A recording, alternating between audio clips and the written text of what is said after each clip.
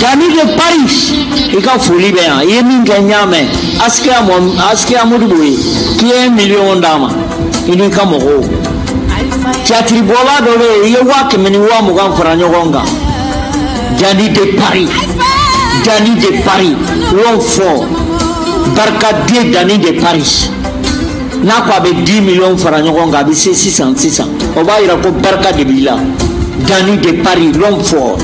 L'ambassadeur de Duco à Paris. Djene Sokodogo, la battante avec Dugo Ngonoyambi. Anga folie de Ras Balaïra. Anga folie de Nante Nyoye do Demizado dia.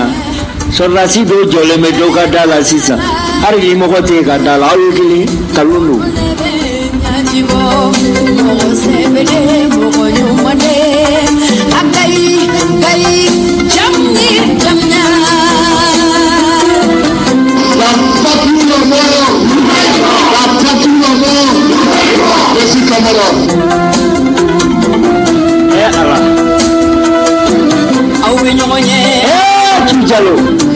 Alpha Yaya Jalor, né vers 1850. Saranoa Dibou le 10 octobre 1912.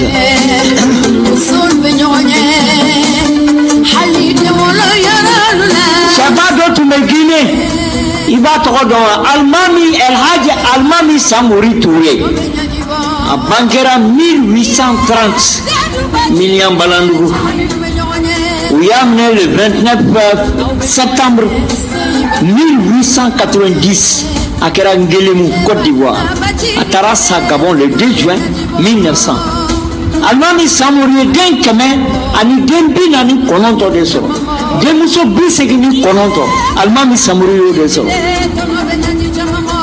Aye muso min furu haketala. Atoko be kanga fo. Ke wane ni jigo. Almami make jamana kuntigi. Tibabu ka le de mako l'homme sanguinaire. Ngo kalono. Aye Afrique de ka horonya dama kaka dambe dama. Almami Samouri den kemeni binani kononto ayo de so demuso bisegini kononto a Bankera 1830 à Sara le 2 juin 1900 à Kera Gabon où il y a une Côte d'Ivoire de Guinée le 29 septembre 1898 Kouyeni Almami dendo tumekuwa Ramatulai yoba wole Ramata ayode takadili Lamine Issa Fadigama aya dama tumamu yeden soro ore Aminata Fadigai Sekou Touré soro kanunkumba soro karamata soro oye Aminata Fadiga mi Sekou Touré wulu Sekou Touré Bankera le 9 janvier 1922 à Karafarana Sekou Touré Fatou Toko Alpha Fatou Toko Bakari Fatou Toko ko Mohamed ko yeninde tutala tatala ante bikita aban kungulu lali Mohamed de Alpha so Alpha Bakari so Mohamed de Bakari so Bakari Alpha so Alpha Sekou Touré so Alpha tunye boucher Samouri Katlela Bakari Alpha Fa Samouri Tumode Chikata Siralon Kata Marfausa pour avancer Kaka Keleke au Bakari de Alpha Solo Alpha Sekou Touré so Koyini tutala tatala akakaya natum bekera e dunte nyogonda muso kakaya natum kerai dote tanunka dotu aske de fo muso maloro basoro ki baye dege nono alaye kadi woldo mo yadu Fatumata Guro din mago be kanga munta nai amake jamana kuntigi amabla bangi kuna amabla warma yorola me mago be kanga borono dongodo ayi ni yiri borono abana wi yiri jalai nimbe borono foka duna uli matisawa pasa ala de ada ay koko nyini ala be ala ya be kai ambeta domi président Madoni be conférence de presse que rasima si siège là akone ni nyenga nyafonga ala ngaka makoto ala ename santena ala yokai ako ibe ka ni mame ibe abeda zanala akira chugodi ala yokai Prezanduru bora jamana warala kana diko deli ani MC mo ala yokai afa sarabu aba sarabu ala toke beku atara makajana farafin shite dani kone kote farafin nyumbe maka ulu de afonye ko kabruka na maka ulu farafin tibabu ye arabu ye bunya minke diko make ma farafin siye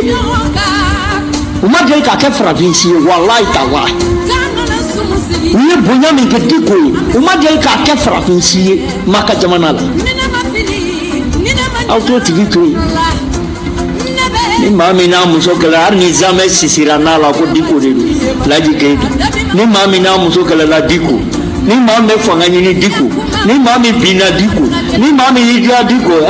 na ko Fatuma ta guru de ne tuma na jamana ngono amado ambeke tugumi idiko abebe fia abebe kila ma abeka alatadi ya domili do kala sayala me do de ada po Nigeria sura ontumbe anya baroke ka baroke ko kate domili la ndo ere ngel atenyine ka mo dongoi ala de be kengel ela korota dugudu ni mami ni paji belaje ni mami ndoko ya be fensoro o de diko yewa wali du nyena ma be takamala ya ere ko eta fe on sono bete ke befe na o min ko amba fe ayam tui nambulo mo ko kisila brutale mas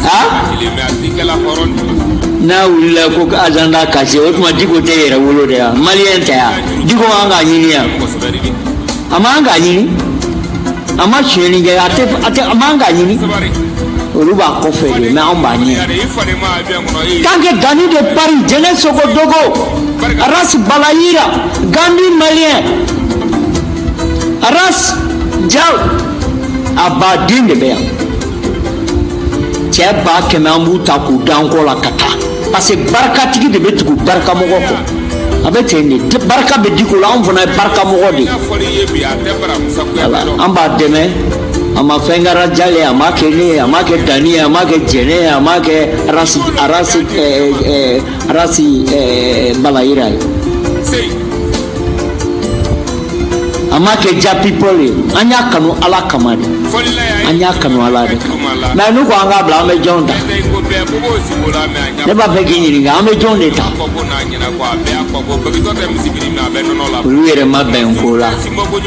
ne tu me mi fe president la sala Traoré ko muru bo siribe mo ko chala ka papier ta ka general mangata dinga prezama angata sarba su fe ni be kai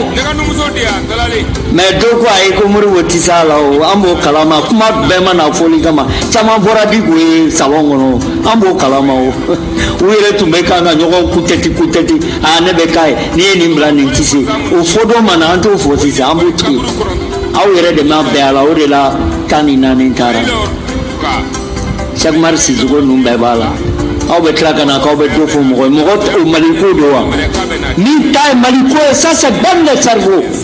ni tay maliko mo ni jara ben le cerveau la fierté nationale abe assemblée ko na yiba warla ko ka tadi minu banana ko ka duma ama ko bala 1,5 million e ma kuma bi ko ale jamana ni jogere nyuma nga village danga deni ambe to kule mgula ono o be traka do ala ngabo hakilima president ulu tumbe kanga jibite koro nini jara subau ani mugora de sato ni fon biaute kanga utega de nyoko ma assemblée kono do place ko di tunu jamana ko te place ko di tunu aw ya ba mo ko na ko passe ibe kabe bi aw no be kanga de gani aw be kanga de hira aw be kanga jimi nyoko mba abo utega tinyo ka mulo mene ke nyoko kan o ba be mayo na je danga de ne aw ke wura sawo akona kwa ni kalo kanu nde ba ntatu kwa ça c'est terminé bebe kanga bronze perele la sana Traoré antume dori u kapantalo me flutula iba fo nyosi masinda wallahi abe yera do no metira tu de yeli le tu vesi kunguruni sisa bazeni vesi nyena mo mi yongile ni wake no de mana waria belle servo bifo kakatika bafo itokola harna dane mamba fo merci Omar n'a donné maman pour merci. Omar Mariko fo, l'homme intègre, digne, patriote. Fantan ka Omar Mariko, desabakato ka Omar Mariko. Omar Mariko mi ma tout quand même. Aïe koko ka yi do abela. Na iba do election mais c'est ça be zoro dama. Jamana e kono jamana mo bonye ni dinga kono ambe sata. Ambe mo konyu mo ndo me amba ni no ala. Muri bo sirbe joli zoro yende durite ya zoro. Kamalangoro na dusu dale no nyamina dangele. Ti ba fadin tula. Ti ba malitala. Kana ke jamana e ti ga karafe. Ma do wele mundela. Ambe deni mo ndo amba ne do sa. Kuma de Malien tanya ou de la ka falu la bo kenema awati la nterge bi tire kokori uma falu de braka mo nyi ngu ya on yere fali nu sera ona e ma lutu nu na ma on be ya saka ni sera on yere de la burube jola bi woro sogo be jola ke na ni bishi mangante ko la o premier ministre bora yo kuma fo ha kolon senyani ambe Muhammad Kan fondo ko ni Muhammad Kan ba fo radio Kiledu Kassim le grand Kassim dogoni no Kassim monantege kono de nyaaya be wuli Kassim baf ka dante fo maison de la presse. Il y a des hommes de dignité, de l'honneur. Mogo de saradigo gadala mogo mugani ko événement ina digo yo fo yeso ako bula mauye kanu iranela kadana iranela ka fo mbizo madama kana sanga misiri dala mena doni mena nani kumbeni ndara makamin keranye nyala nyini fenda na ala yokene nebo bo ala koroko me ada maden tigamina nini o kala ere ba iranela kuna eni kuma fa ka salongo na kono ko wartigi be na amaraya abaw yere nege na de wartigi ube ni gadawi ha bulbuli be sina dron e asimi ka ke présent e tati do e ni fe amena o asimi ka ke présent asimi ya fe ka be présent ke ha asimi yo faya ani asimi benula ana benala ala bisira ga asimi ka te me diko be don tara asimi ni maliki jaw mine jadi sula na ba wole ko kufa don tara mine se diko so rasi kemeni biworo ni kele yagali ye diko de wole ko na nga dimba don ne Muhammadi no aptele do ga gitu aya ka faso e kunu bawruno sama senga bane sama bulo gamba malien ket mo to tigi fere nu ye fengi diko mani kele inte bay ka fu matu wallahi ta'ala parce que kufa bato yag bato ale bi se kubla ko marfa no tabla la akana to bala ka bawo ami ga do mili daw be ga Nigeria ma be kuma fola wuli be kule suku be do diko ka suku be do ma siti se ka suku wuli ni ala ta yela da be ga jeli ya ka kwa masi ibi yere segene ala koko mi joni sima ne nana ko wo kari maube bo karili kalama ne ala be yere touch abeti kuma dimani dama no sisa neni diko ga imamundo murangelo mais sisa neni diko anti politique mai anti politique kelena sabula ne ba simine ko o be fobi Allah akbar la ilaha jamana ni mira ko la duna ne ga boyla go wallahi ni mira la jamana inni an ga boyla ha kale be no ngo ma tobe mu segajiya no mina chamane ge so ya golfa mfado mbafo ga wole nyima Dauda golfa petrolier ka foli be Sedina golfa ka foli be ante no mine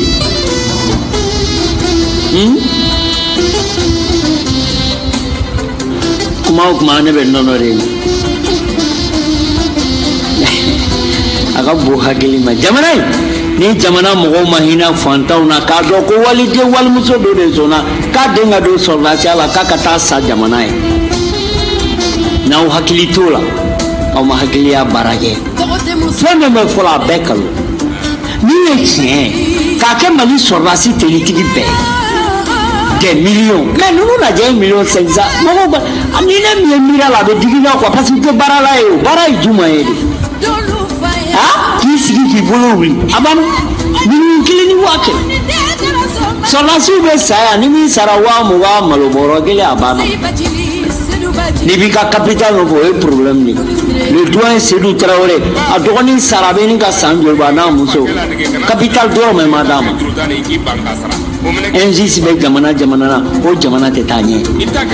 Wallahi. Amanga doyen fo le maïsra intégrité.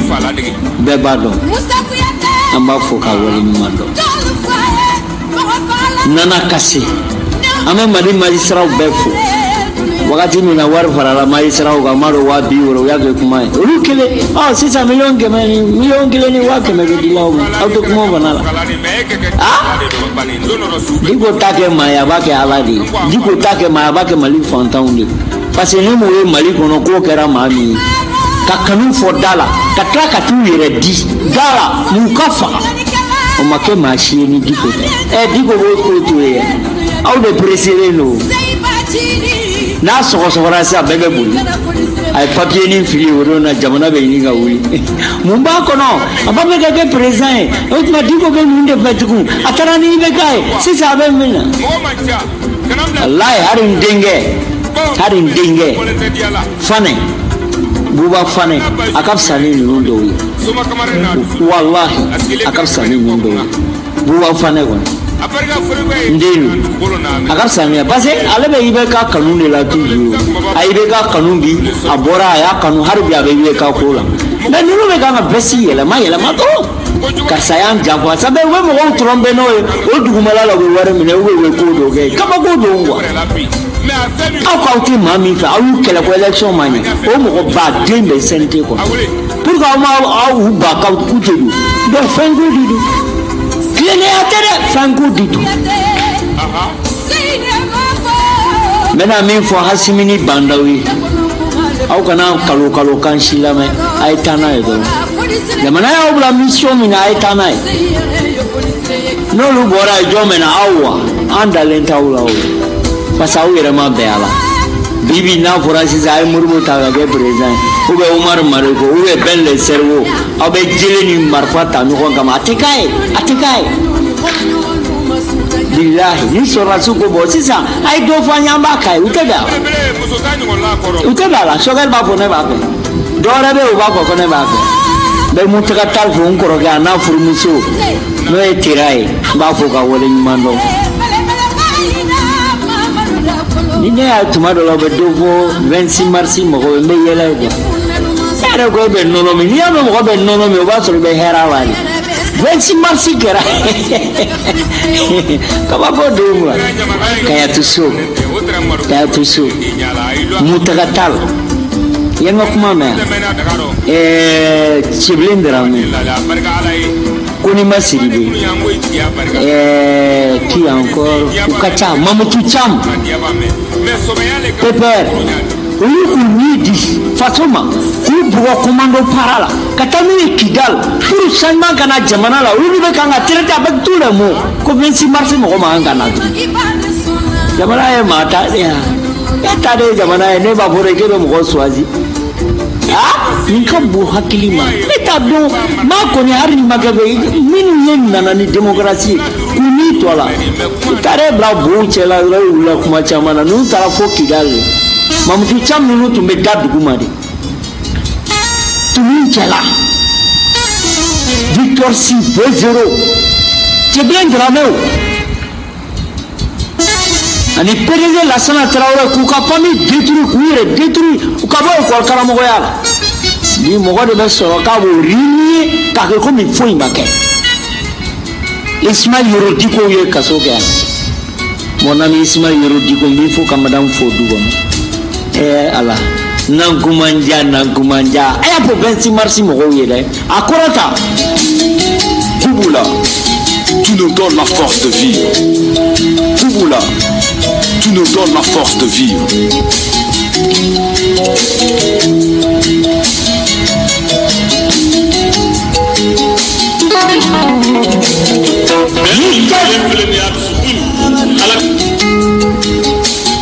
Adama blakana.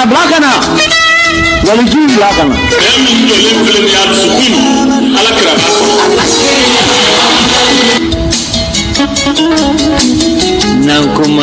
Nankumanja.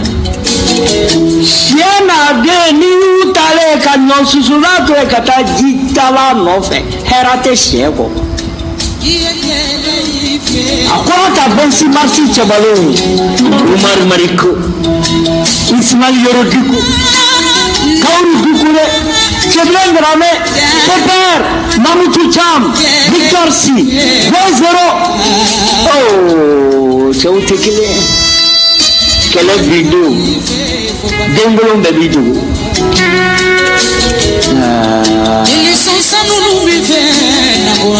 Francis Marcy Chao, Antonina Nendongo Fokaduna Wuli. Personne ne peut réunir cela en Yenama Yenaya.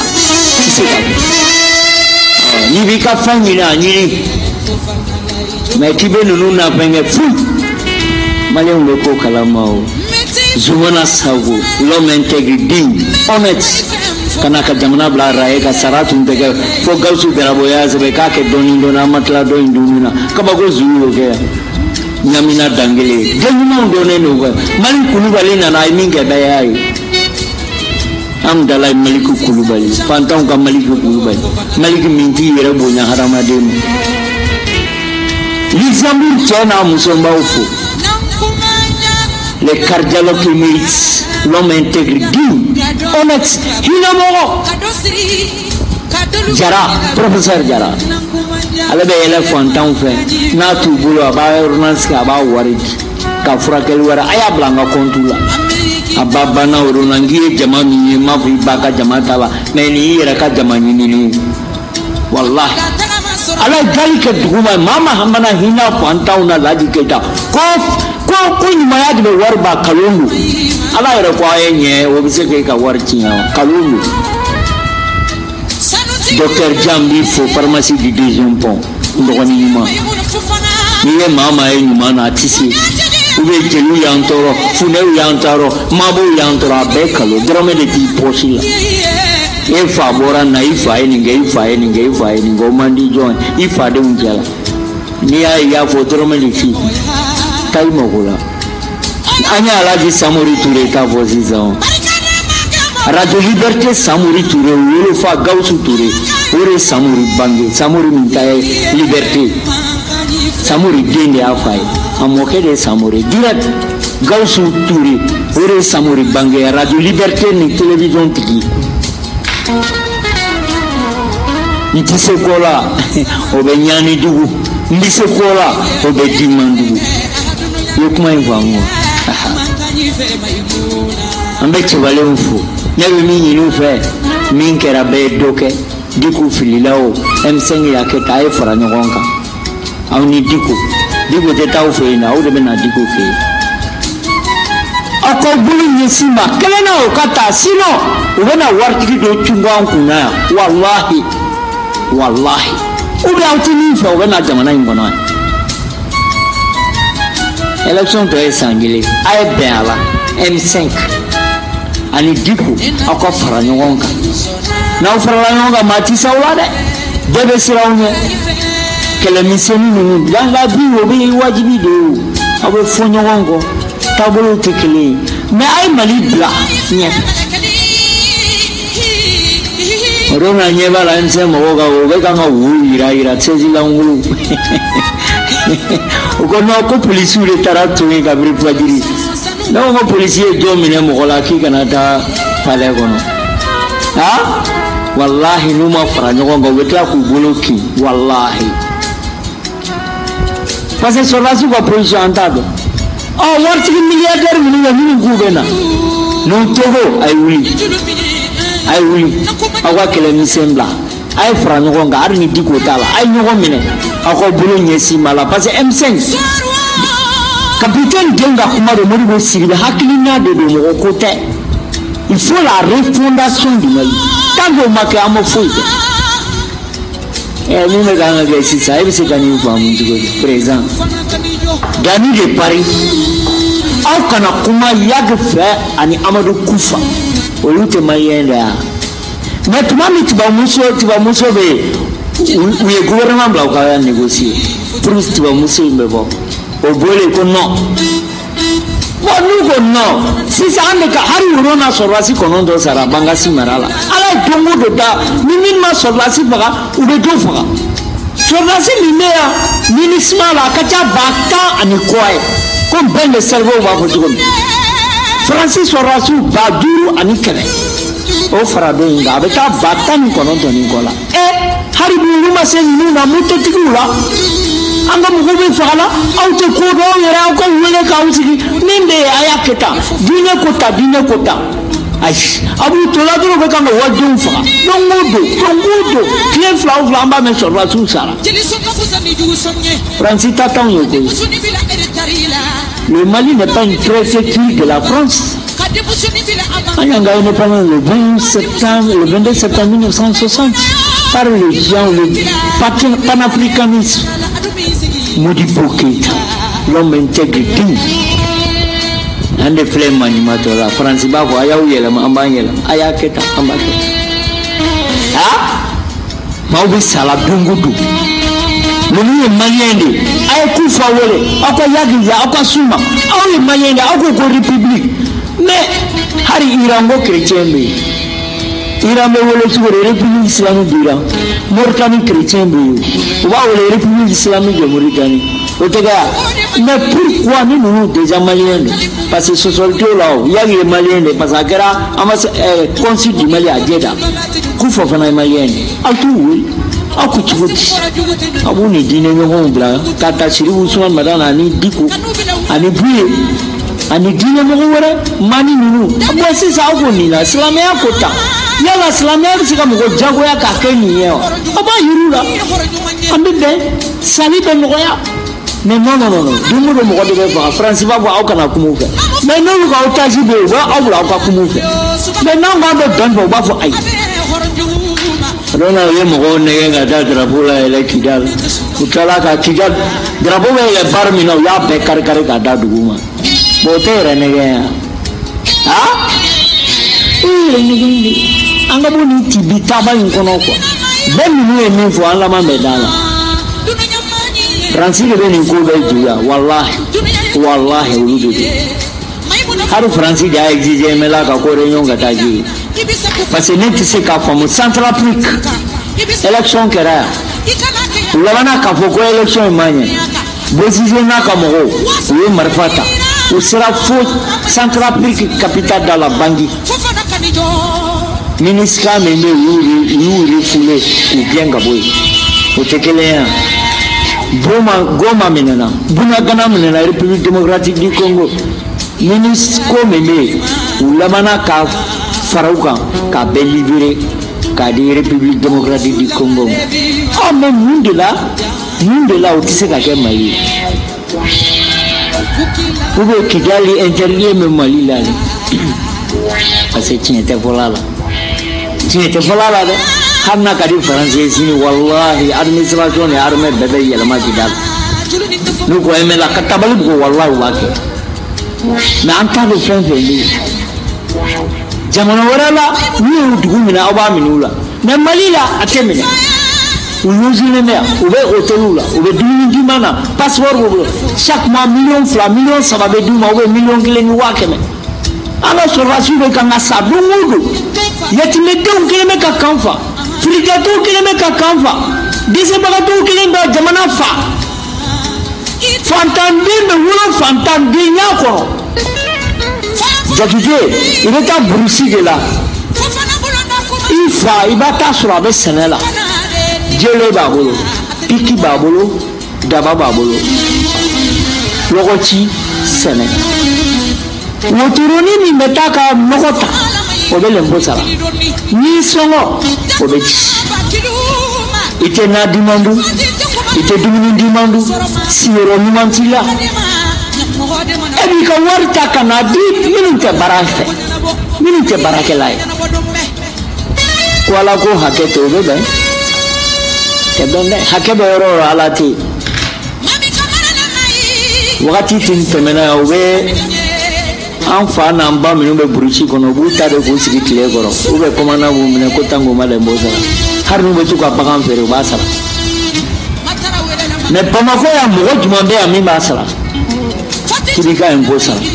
donc barankɛ tambali kelen bɛ ka jamana basobakɛlaw ka wari bɛ k'an ka barankɛ tambaliw labalo taa kulu ju la maaw de bɛ lɛgɛtigɛ la kabini sɔgɔma fo su fɛ pour k'u ka dahirimɛ sɔrɔ taa bada la mɔgɔw de bɛ don kurun kɔnɔ Mali bɛ se k'u faga Mali y'an yɛrɛ an ka dɔw faga ka taa bin ɲini ka n'u ka denbaya labalo bin bɛ k'olu kan e ni Ala cɛ o Ala bɛ o jamana bila a ka bila hɛrɛ kɔnɔ ka karabati siri kalon kan ka banbulani jɛngɛ kalon kan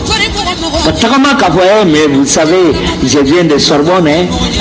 moi je viens de Paris Dauphine je suis licencié agrégé j'ai l'agrégat a bɛɛ kalo kalankɛlaw de ye jamana ci a bɛɛ tɛ dɛ kalankɛlaw de ye jamana ci wallahi taala parce que maa min b'i yɛrɛ kalama ou bien fasoden ɲuman ou bien fantan e tɛ sɔn ka nin kɛ o jamana nafolo ka kalifa ma e k'o dun Bandaw ni Assimi a ye taa n'a ye Bandaw ni Assimi a n'a compagnie a ye taa n'a ye fo transition ka ban transition tɔ ye san kelen ni o yɛlɛmara sisan CNT ka ci jɔn bɛna bila a nɔ la olu wa an bɛ segin kɔrɔlen na non a ye taa n'a ye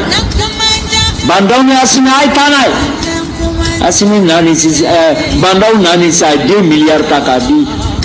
minnu denw fagara Assimi taara gabakurun da 27 milliards l'o tanso min kɔni ka gɛlɛn o ye baloko ye n'o m'u hakili to o la an bɛ ɲini ka kɛ basa yɛrɛ an fasara komi koro malo tɛ se ka san ɲɔ tɛ se ka san kurantigɛ bi sɔn u ka lajɛ dɛ jamanadenw ils souffrent c'est le problème est min ye dans les services taara retraité de ta minnu ma deli ka baara ministériya kɛ Mali kɔnɔ ka t'olu bɛɛ bin don gouvernement kɔnɔ dɔw bɛ yɛrɛ hali t'u sen da yɔrɔ dɔ bon sen kan i sen magara na e bɛna mun baara kɛ yan o de bɛ gouvernement in kɔnɔ i m'a ma se ka taa ɲɛ yan min fana b'a ɲɛ o tɛ se ka hali soso faga b'a dɔn kojugu n kɔrɔkɛ don b'a dɔn wani b'a dɔn kojugu n kɔrɔkɛ terikɛ don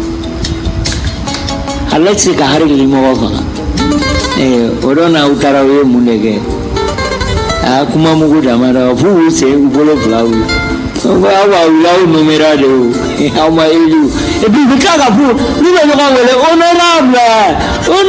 Adama Kubi Jara honorable Seri Kasoge honorable Bubula n k'a ma fɔ k'aw tɛ député aw b'aw yɛrɛ wele honorable a y'a fɔ dɔrɔn les élus ou bien les conseils député ya in ka d'u ye o bɛ k'anw ka haramu ye tant qu'on ma taa élection ɲini a tɛ ne t'u wele honorable ne b'u wele de monsieur le conseiller donc ka di de o ye e t'a kalama o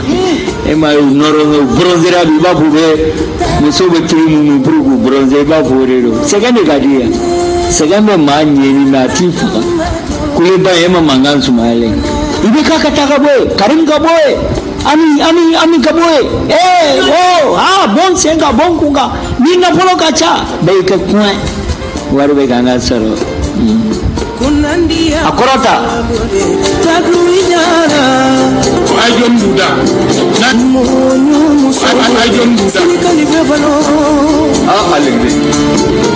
sabali musole tambai nana fanga te karaba kunandia musolore tarui boli kalami mena la vie qui est à clé faille sokonola e bayo lumière contacti il ben no go di lumière be mena me abe vo compteur de la ba de compteur contacti sokono ka mena we baye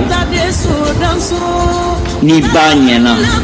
k'a kɛ fa ye Ala kama a bɛ den di ma u b'a fɔ askei cɛ dɔ tun bɛ yen pulufuta don Elhaji Umar Tal Adama Ayise a y'a furu o tun ye jɔn de y'a sinamuso ye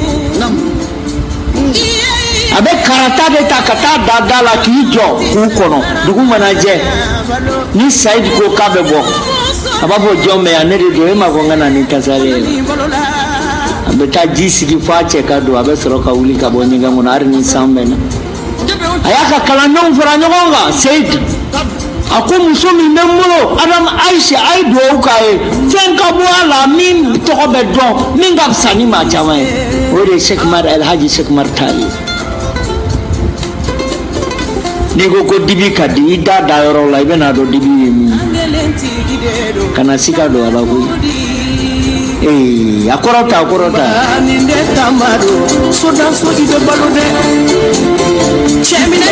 Ala ye da fara dani de pari a bɛ fɛn don a kɔnɔ ni ye Ala dili n ka kɛ sori kasokɛ bɛ kɛ min ye sini e b'o dɔn wa ayi a fɔ Ala an k'i sago ye Mahamudu Diko san 1000 ni cɛ kelen tɔgɔ bɛ fɔ Ala ye yiri min da hari ni y'o den bɛɛ kari yiri dɔ wɛrɛ bɛ bɔ o de la maaw b'a nin na ko bugulaw de sɛgɛnnen don ne tɛ réseau kan n t'a lajɛ maa t'a fɔ n ye a y'a to k'a fɔ dɔw fana bɛ balo nin de la n'u ma ne nɛni u tɛ lafiya mais a ye mun tiɲɛ foyi hari sini ni n bɔra peuple bɛ tugu n kɔ parce que peuple y'a dɔn min don peuple ma kɛ fisiruŋa le u y'a dɔn ko cɛ dɔ bɛ a ye misiri bila ka kuranɛ bila ka kɔlɔsi bila ka bɔ k'i jɔ peuple ɲɛ ka ko dɔ kɛ an b'a ko dɔrɔn de la danbeya ni hɔrɔnya ani jigisigi kunnasini tun b'a fɛ yen a bɔra dugu kɔnɔ a nana n sigilen sɔrɔ gaba kɔrɔ a ye ɲɛ dɔrɔn a ye sira bila ka na n kunbɛn a ko général surɔ fana n tun bɛ yen an ye miniti 30 kɛ kuma la n t'olu fɔ yan min bɛ fɔ o bɛ fɔ mais secret kuma olu tɛ fɔ je suis son conseiller spécial ministre d'État chef d'état-major chef de guerre de Diko ne an ka représentant bɛ Paris Dani de Paris barika b'a da la parce que barika bɛ da la cogo min an bɛ se ka miliyɔn ɲini k'a di maaw ma Ala kama barika b'a da la o ka tila ka tugu barika den kɔ o barika bɛ kɛ kulu de ye kasi Nimala i ka foli bɛ yan tuma dɔ la i b'i yɛrɛ ɲininka ko commerçant ka syndicat k'a bɛ cogo di détaillant ninnu dédommagement dɔw farala kan maaw bɛ yan u tɛ kuma ni commerce datuguna bi foyi tɛ na mais bɛɛ sigilen don k'u lajɛ wari min kan ka sɔrɔ a tɛ sɔrɔ mais u bɛ taa bi commerçant kan pour ka se ka wari sɔrɔ ni ye baarakɛla de a bɛ taa Chine a bɛ taa Dubaï n bɛ terikɛ Kasim ni makan fo ka taa ɲini ka na n'a ye k'a di faso ma u b'u ta ɲini a la bin bɛ k'olu de kan ko wari tɛ kɛsi la dɔ bɛ fara a kan bɛɛ sigilen bɛ k'a lajɛ dɔ farala buru ni tulu kan o tɔn min tun bɛ yen Asukuma de fɛ y'u mankan mɛn ou bien Rekoma Amadu y'u mankan mɛn voilà a tɛ delila k'a fɔ a digira bɛɛ la ko bɛɛ b'i ba bolo an dara la sisan k'an bɛɛ b'an ba kɔ la Malilatigɛ ka gɛlɛn ni laharatigɛ o k'a sɔrɔ i ba ye sankiri ɲɛnama di ma mana wolokɛ min y'a jɔ k'a fɔ n y'a di ma ni barika ye sinon walahi i bɛ to a la ni Ala cɛ i bɛ to a la minnu y'an ta sisan aw ma fili c'est le général de Diko le commandant en chef de forces armées du Mali ministre de la défense chef d'état-major l'homme secret de Diko c'est moi voilà ko ye nin de tout à la tatala Laji Keita bɛ min fɔ ne a tɛ hara fɔ a den ye wallahi Diko bɛ min fɔ ne a b'a fɔ mɔgɔ min ye o ka dɔgɔ an bɛ Muniri fo k'a Konare foyi tɛ Diko bolo mais maa mana na il faut qu'on voit l'imam Mahamudu Diko là il est où nka bɛ yen a ye taa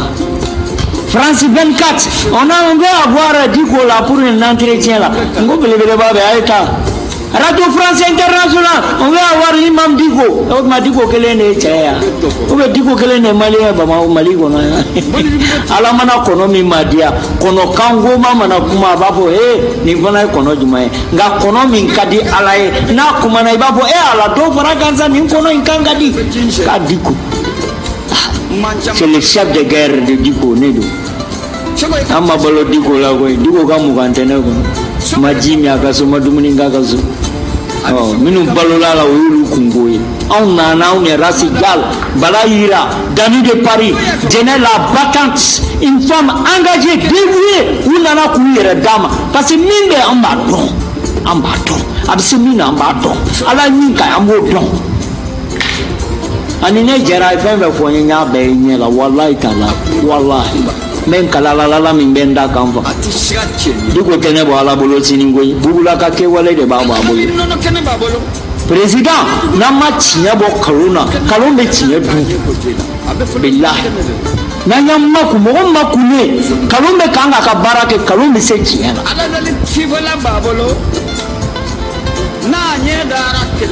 Laji Keita, on me radio la mais la péta au sommet le codion de Dou, c'est le général de Diko, le maréchal de Diko, le chef de guerre, le commandant en chef, le ministre de la défense et le chef de haut commandement de la guerre militaire de Diko. C'est moi Bougoula. Tiens, mais tu sais qu'à ta fois Mali la hôtelière, Matikaso, et qu'à trop mettre un gros modèle qu'à ta fait une no de do ka barama du so o parti politique te Mali kono o fama te Mali kono to ne Bugula tari bra ki kan India kabrala kan e dane ma marché ni kabrala kan da ma juru ta bangila oh no ala yo sigita ka di Mali fanta ma o be fanta ka bara ke di o be fama vola o be klaka chien Diko take mo kamade mamu na sa ka kanu ira dala ka mo timbe ta ka bo hakilima muso furulew cɛ furulew ka taa k'u musow to yen ka taa si Diko da la o Diko o tuma a t'a yɛrɛ kalan ou bien a tɛ ko kalama a ko Bugula n'i ye ninnu janfa Ala b'a bɔ ne la dunan kɔnɔ yan u bɛ minnu fɔla ye walahi kalon de don Diko bɛ kan ka min labɛn aw bɛ n'a ye n'a wulila ko diinɛ ɲɛma o tuma diinɛ ɲɛma tɛ kɛ président ye Iran masakɛ tun ye jɔn ye Layatollah Khomeini l'imam intègre digne k'a ka jamana bɔ ka Chadiran gɛn ka bɔ Iran o don a bɛ Faransi o tun tɛ diinɛ ɲɛma de min bɛ Vatican kun na ministre b'a bolo radio b'a bolo fɛn bɛɛ b'a bolo o tɛ jamana kuntigi de ye chrétienw ka diinɛ ɲɛma c'est-à-dire ninnu ye miyɛtoya kumaw ni politique parata maa min dɛsɛlen don o de bɛ nɛni kɛ quoi président maa min dɛsɛlen don o de bɛ nɛni kɛ l'argument contre l'argument et ben le cerveau il ben le cerveau le digne fils du Mali l'homme de Kati Umar Mariko ne y'a fɛ ni jamana in kalifala don o don sadi mɔgɔw la jamana in bɛ hɛrɛ sɔrɔ wallahi parce que adamaden ka kɛ kuma kelen kabini ɲɛ Mariko don o don a bɛ tan de a ma yɛlɛma a ma boli fanga nɔfɛ a ma fɔ n ta a ko a y'a dilan ka bɔ nɔgɔ la président an bɛ kow kalama o maliyɛn de b'a yɛrɛ la fili quoi maliyɛn tɛ Ala sɔbɛ dɔn koyi fo n'a bura oyoyi Ala ɲɛ ma mais tuma min a bɔra ko bana nana ko ni min kɔlɔsi fura t'a la bɛɛ y'i yɛrɛ kɛ komi fali président lasara dɔrɔn ka taa bagiw ta k'a nuru nun na ni mɔgɔ bɛ tɛmɛ cɛ ye jɔn ye ne yɛrɛ filili ma o i ma fili a ma dɛ i bɛ siran n'a saya de ɲi hali ni lakili degunnen don a sirilen bɛ bɛɛ nun na an ka jɛ fini in kɔrɔ tɛ adama fini in kɔrɔ tɛ ko bana ka n'i minɛ yan jɔn ye bana da Ala tɛ yan mun na yanni ka siran Ala ɲɛ i tɛ siran Ala ɲɛ i ka fini to yen bɛɛ b'a kɛ la ayi ji di an ka bolo ko sisan bana in mɔgɔ t'a cogo dɔn cogoya wɛrɛ t'a la ko bana kɔfɛ lahara de bɛ yen maa si t'a fɛ ka taa yen ne ma nin deli ka nin kuma in f'i ye yan Laji Keita fɛn naani bɛ yen Ala b'a ka masaya yir'u la hali n'i m'a ye maa bɛ bange k'i fa sɔrɔ yen Laji i bangera ka i fa ye de ko Isa Keita i bangera k'i ba ye di i bangeyɔrɔ i t'a dɔn i sayɔrɔ i t'a dɔn ni ATT tun b'a dɔn k'a bɛ sa Turki a tun tɛ taa o dɔnniya tɛ maa si bolo awa Laji Keita yɔrɔ saba bɛ a taga man di maa ye maa si t'a fɛ ka kɔrɔ n'i y'a da Bugula yɛrɛ ma Dani de Paris bɛ kɛ san 12 ye bi o bɛ kɛ yan ayi maa si t'a fɛ ka taa lahara maa maa y'a f'i ye k'a b'a fɛ ka taa a ye nkalon tigɛ maa si t'a fɛ ka bana awa Ala bɛ nin yir'i la ko ne de nin kelen bɛ ne de bolo ni maa o maa Ala dɔn i bɛ n'a dɔn ni san kulikuli la iba do fendo be yo comme ala kan mena min fiye PDG Lassana Traoré fen flabe no make jamana ngono ya laji keita ni jamana me harasul ala kan tachi wallahi ta'ala ni be ka president di bulo da qur'ane ka bankana shanu dum o to korobo ni kalonti di bulo da qur'ane ka la bo yiri la yoro ni gele kele ni chrétien di bulo da bible ka Amérique la wo ka president bu bulo da bible de ka o lu islamé ou bien ya andi o kele tangi ililite mabo jamana kono wardu na ko mal jamana na bolo du ka fanta ko wardu ka solatu ka wardu katwa kata ko imilite bela kati kare assemblée kono ube kati kare yoro do keti se kamina ko base imilite bila ube ministry ko lati se ka wole boko jenenga wardu na be bala kantachi kasi briefing do bila mako tise ki mine briefing do bila imilite bika ay ke ko donne zombora zonta ka dugula mini mandabo minu kanga uli wera jele mbate ulu beta uli muna mage mayendi tange ni fly make jamana inkono jamana inte sabati libe ka president bi kali kibulu da korone ode be Nigeru kele ka be kanya sariyala ni ya duwari ministry be wuli ani bullai kama to ya kan ote ni ye député ar ni ya dumbe wuli bagari tugola fle kasola kalo joli sisa e burda ya ga ma chama yo ibe ka mo chama gouvernement mo ni bi ka ay chama ga ma yo u ya bla kelena ote adama sangare ya ke fantaw ya ka ke desa bagato ya aka soda be fa de madeligase u ya ba se made kako beke nina bena wafla wanani ni tari kungo fo abata kadima uma bla kasola wa mpuluku ngache wallahi ni make tinya ko be tuku kalongo muri wo siribe kuma be mavai dembe mami bolo so ba bolo so re ningele furo tabolo ko mobili keme ba bolo ko pedelu na ko ngoni pedelu asunguru njo ayo fo c'est-à-dire kaloka dignement bebela nogode dignement ben ben quelques jours faut faire jour quand il horonya ni dambetikia comme sukoroba fo ka bafu sinu wana musuduma utaram fo dugono ko ni ne kanu ana tora mo ko kele ulube to muribo sidibe ko imaye mate nyogon digidigi muribo ga dala digo ko ma President donola digo ko ma ko wallahi ni muribo sirbe bla jamana nguna bare gele sisa ako me moyen tabulo ka fanganye parce atise kurutu ni karata ina atise e ma député soro bavula be ya na fona tumba envelope du bota yo harama din na makati to dala na ma ni ndia zu nte boti na ma ni ndia sori ka ko nte boti kamena na no mo ka ngo nte boti sana ari shia daga gele ebe klaka na kuyanda la kuyininge akonko lijoya ukana da usegani ma ukabaro wakati siruyana ibe diko fasa ingala sani uche mingala uye basa nyilinga uye dide basa nyilinga ko dide ngadi ko akadi ko ju menimba kunumba ni nyeji de kun Allah Zuni horonya ini dambe tigia. Ikana boche bayin gore.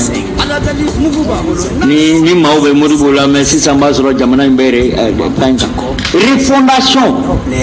Mo folo mi ya fozu mana sakoti. Ko ya soro hari mo hota jete. Muribo siribe ka dam. Awatangi jamana ma refondation makala jamana njeta rochi.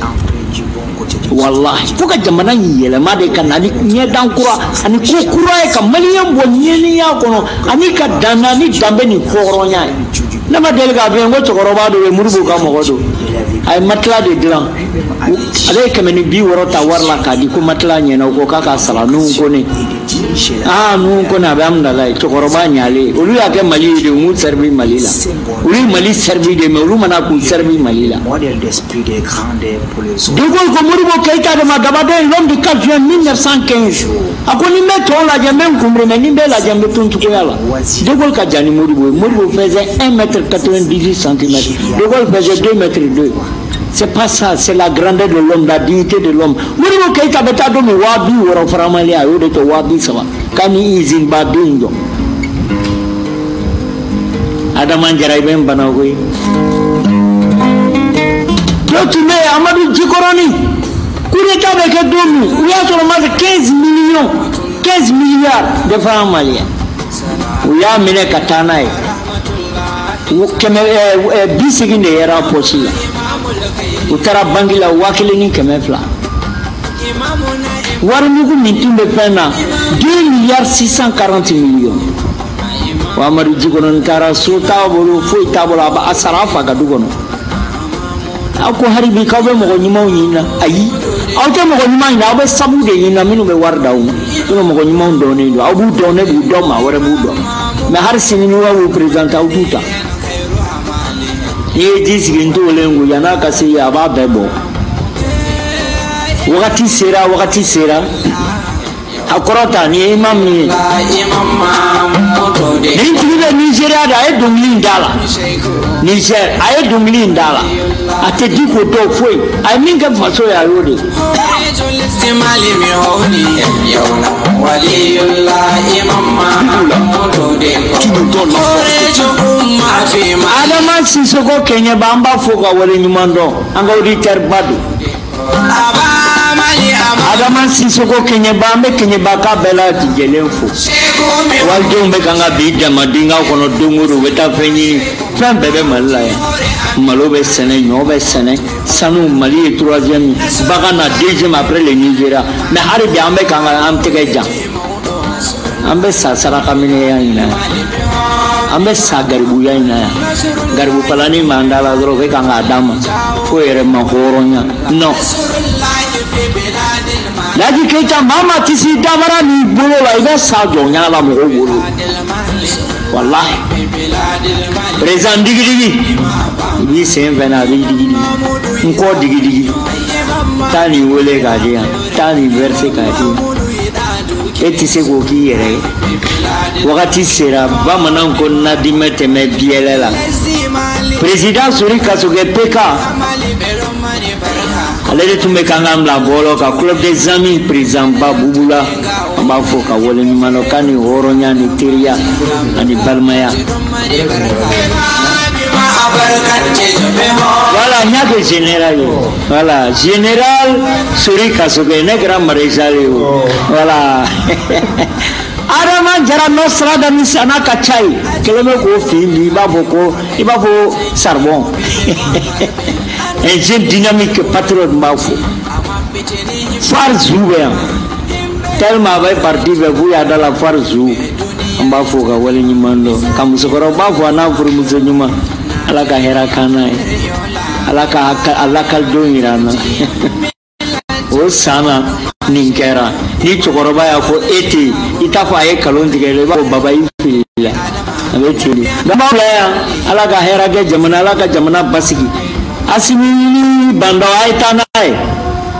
au kana mashima sangele aitana au kana ri mama da basena do yoko be jele ni marfata no ga ni diri site be alao ha ame sama bali fo ka bul sama be fo e bul sama ge fo ka banman fo basitu sama ka barka kanuna wakati be kaka do kanye oluka do de bango laji ke ita ni do ibla ibeta huba oh ame pilize la sana traore ki fo ka kanu barka daye samu gani kono to bubula be ya manini mabugo makorofo ala ka hera kanini ala ka nyemela naga karabe